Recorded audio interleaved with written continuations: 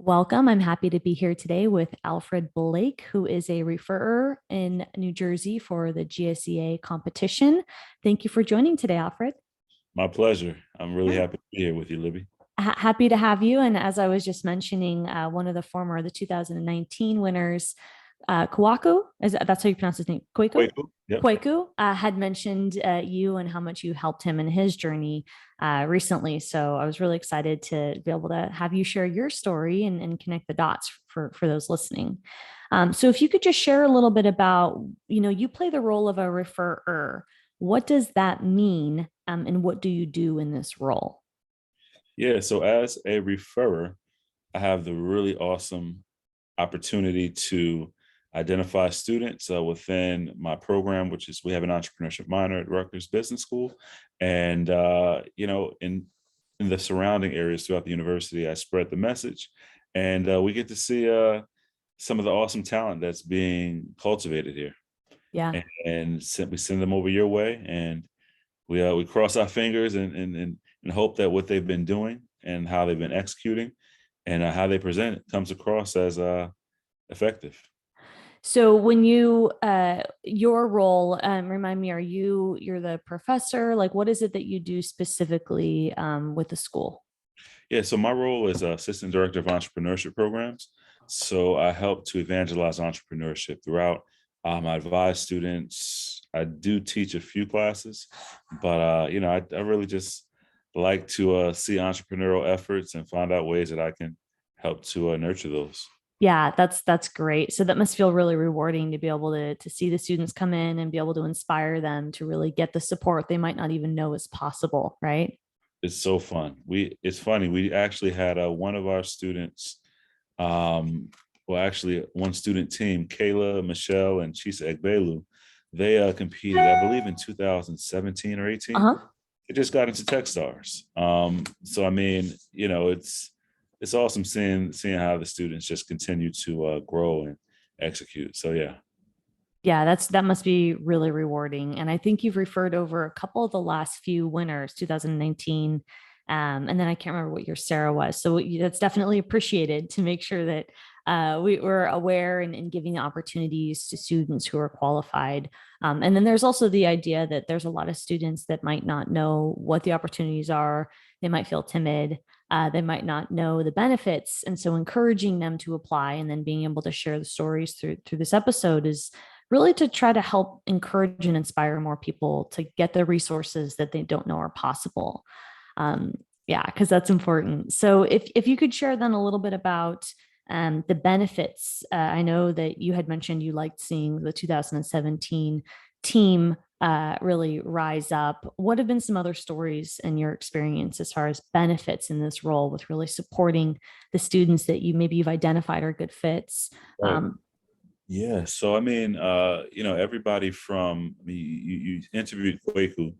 Kwaku, when he came back, he said he had an awesome experience. He connected and networked with a lot of different student entrepreneurs within EO in various states. So his network expanded tremendously. Sarah, she's competed multiple times. 2 years ago, she went out. We were out in Cali, and San Fran at the Google Startup Ground event. She placed third. I mean, she got a lot of connections and networking opportunities, and just really, I think it gives students an opportunity to learn how to craft their story, and how to feel comfortable sharing it, and also get awesome mentorship from our awesome colleagues and Yeah. friends at EO. Yeah. So it's just a win-win all around.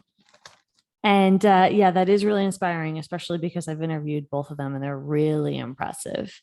Both of them I'm really blown away with their knowledge and just to think being that young and having that much experience, what that means for the future. So it's really, really exciting to be a part of that conversation. And I'm sure for you to really see them grow. And then, like when I was talking to Kwaku, he was saying it's important for him to share his message. And I love that because the willingness to be able to share what they've gone through on video and hopefully trying to get some press and PR and other forums and social media and building their online presence is really going to help inspire other student entrepreneurs, other entrepreneurs, and then people who don't think it's possible. I don't know the stats on the ages that people start businesses, but I mean, I would love to see more younger people getting started earlier. And I think a lot of it has to do with a confidence gap in what's possible, resources. It can feel really scary because it's not traditionally, I mean, I'm not a business major. I know it's part of what you do, but in a non-business field, it's not taught. I don't know how different it is in a business track. Maybe they are more confident. So maybe you could speak a little bit to that. Do you find that the students in the business track are more confident, or do they still struggle with those issues? So I think, universally, when students are trying something, or anybody, they're trying something new, trying something that might seem as though it's uncharted territory, they do have, some confidence challenges. But I do, I mean, I've had students from the business school, because I'm housed in the business school, but I've also had students from outside of the business school who are rock stars. So, I think business in itself, in essence, is a little bit more. They're a lot of the students are a little bit more streamlined, a lot more initially just focused on uh, deliverables and whatnot. But students all across the university are rocking out, man, and they're doing some amazing work. So uh, that's I wish I could cut that. Inspiring. Yeah. Inspiring. There we go. Yeah. Yeah. And what would you say then if they're doing great work, which is awesome, what would you say are some of the students' biggest gaps or barriers? What's holding them back from either wanting to compete in a competition like GSEA or maybe even taking their practical theoretical knowledge and applying it as an entrepreneur? Because it's very different to learn, talk about theories and to actually do. Right. I think that a lot of the things that some of our students have challenges with, and I would say students in general, is taking their idea to actually starting to develop an MVP and executing.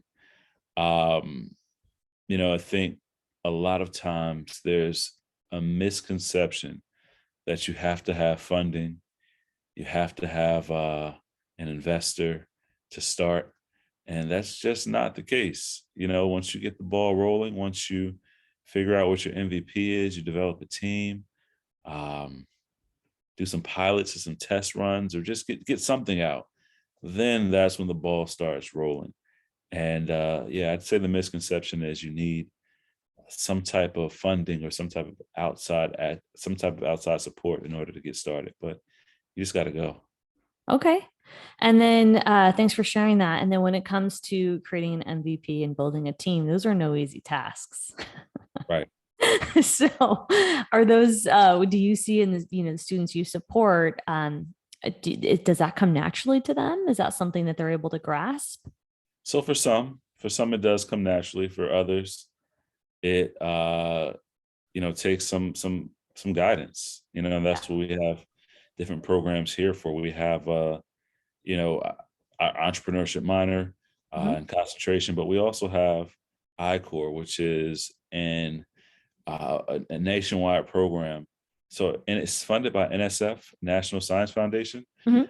And the goal is to help entrepreneurs with understanding the voice of their customer. And really, they actually get a small stipend to do some traveling, to do customer interviews. And it's awesome because it gets people really thinking about what the customer really wants rather than what I think is going to solve the problem, which sometimes could be great, but it's important to talk to your customer as well. Yeah. And that's really great that there's that resource. So to go back to GSEA and being a referrer for GSEA, well, if someone's on the fence about applying, I don't know if you've noticed this with anyone you've tried to support to apply. Do they have any reasons why they don't finish the application, don't do it, or what would you say helps move them forward? Because I think a lot of times people don't understand the benefits of it, and that might hold them back. What would you say are some of the bottlenecks for some students who you were like, I wish you applied? And then I know we've already talked about the ones who've done the work and won, but what about the ones who hadn't quite made it to apply? I think, I think for some of them, they might be intimidated by, getting out there with their idea. They might feel as though it might not be quite where they want it to be, but that's where the magic is. It's The beautiful. magic is within having not having it quite where you want it to be, but through that process and executing and working on it, you develop it to get further closer to that destination. So I think that that's a big obstacle for some. I think another thing might be, just time management sometimes, forgetting. It's I know for a lot of my students I've had to follow up with them. It's finals time, so they're preoccupied with finals, with holidays. Um, so I think that can be a bottleneck or an obstacle at times as well. Yeah, and I would say, well, the time management is definitely an issue, and more so, it makes sense if they've got finals. But when it comes to go back to what you said earlier about them not thinking that their idea is good enough, uh, are you speaking about kind of the concept of perfectionism and a lot of, because I mean that's true across the board in entrepreneurship, but are you finding that the students don't think that it's worthy enough and they think they need to maybe try next year? Is that kind of what you're hearing or what you're seeing? So yeah, in essence, yeah, I think that some might be very early in their stages. I have some students who have just recently launched their products, and they might have gotten 50 sales, and they might say, "Oh, why not?" And I'm waiting until I get to 200 sales. You know what I mean? Or Yeah. so it's kind of like the mismatch of where they think they should be versus realizing how awesome they're doing currently where they are. Yeah. And what do you do to help them move past that barrier? Because that's very real. Yeah, I mean, for me, I have conversations with them, have conversations, talk with them, let them know, like, listen, this is a part of the journey, and it's going to be important for you. Just as you get through this, you'll see the spider wasn't really that scary. Um, it's just a matter of addressing it, realizing it's just a spider. It's not going to bother you, just getting through it. I love that. Is that like an Alfredism, the spider not being that You know scary? what? Yeah, I guess so. I just came out of my mind. So yeah, it's an Alfredism. I like Yeah. it. I like it. Let's stick with that. I'm gonna remember that you said that. That's definitely an Alfredism. My hopes in communicating stories from people who have succeeded, and I know Kawaku said this a lot, is telling stories and specifically being able to talk about what it was like when you first started. Because what people don't see who want to apply is that even if they only made 50 sales, some of the other people that have applied, you see where they are now, and you don't always have a snapshot of where they were when they applied. The best thing you can do, and I love how Sarah said this in the interview, is like she actually found benefit in the application process. She said the questions that were asked made her think. And I thought I found a lot of value in that piece of the conversation because she was really highlighting the process and not the outcome in itself. As Right. entrepreneurs, a lot of times, if we don't get picked, we have to remember that the journey of applying and learning from it is part of what, like you said, the spider, right? And so I hope to share that message. It's not always an easy message to share. And hopefully these conversations can help students get that courage and remember that the interviews they hear, it took a while for them to be that articulate. And it's taken time and energy to process verbal and written communication skills to the point where we're, proud enough to show our face and be able to talk and speak to those experiences. Agreed. Yeah. Well, I'm glad that you're having conversations with your students. So that makes you a fantastic referrer because it can be that simple, right? Just having conversations with people and helping them identify their barriers and move out of out of their own way, which is so powerful in itself. I mean, you've already talked about the past winners. Is there anything specifically about playing a role in supporting them? You've talked about the 2017, we hit on 2019 and 20. Any specific story or thought from somebody who you've played a role with that's kind of stuck with you that you want to share to inspire people? listening. Man, I'll say this. I'll give a piece from each, if that's okay. Yeah, Uh, absolutely. so, we talked about Kwaku, Hmm. his experience, having the opportunity to be amongst, one thing that he mentioned was having the opportunity to be amongst like-minded people, same age range, different businesses, same goal to be successful. Um, and just being in that environment changes situations. So if you think about, I'm an urban gardener. Okay, cool. If you think about like a seed, if I were to put a seed in concrete, I could water that seed, I could put sunlight, have it out there every day, and the seed would not flourish because the environment wasn't correct. I think for all of them, the environment of being within that GSEA, associated with other student entrepreneurs, associated with other entrepreneurs, all competing because competition is healthy. Hmm. It's just transformative. For Sarah's competed a few times and she's done multiple competitions. Um, the ability to, you know, uh, meet other entrepreneurs. I know when we're in Cali, the type of people who are there within GSEA as well as EO, I mean, it was just a phenomenal experience. The camaraderie, the relationships built. Um, and I think also, like when I think about Kayla's experience, um, man, getting out there and being amongst other superstars. I mean, I think they're just so many different angles, but Yeah. ultimately, I'll say environment. Yeah.